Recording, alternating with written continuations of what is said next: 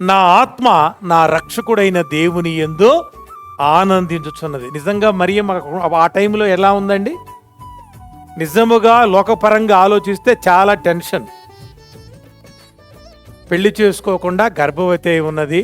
ఇప్పుడు అసలు నాకు ఏం జరిగిద్ది ఏమిటి అని చాలా వేదన. ఆమెలో లోకానుసారంగా ఉండాలి, కానీ ఆత్మానుసారంగా అంటే నీ ఆత్మ యందు నా ఆత్మ నా రక్షకుడైన దేవుని యందు ఆనందించుచున్నది అంటుంది మరియమ్మ గారు. అంటున్న మాట అంటే ఆమెలో దేవుని ఆత్మ నివాసము చేస్తుంది కాబట్టి కష్టమున్నా కూడా ఆమె ఏమీ దిగులు పడతల్లా.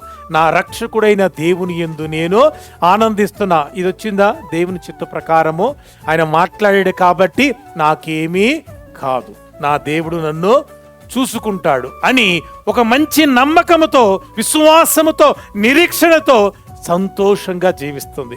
ఎవరికి విశ్వాసం ఉంటుందో, ఎవరికి నిరీక్షణ ఉంటుందో వారు సంతోషంగా జీవించగలరు. ఎందుకంటే ప్రభువు మాట ఆమెకున్నది, ప్రభు యొక్క మాట ఆమెకున్నది కాబట్టి నా ఆత్మ నా రక్షకుడైన దేవుని యందు ఆనందించుచున్నది.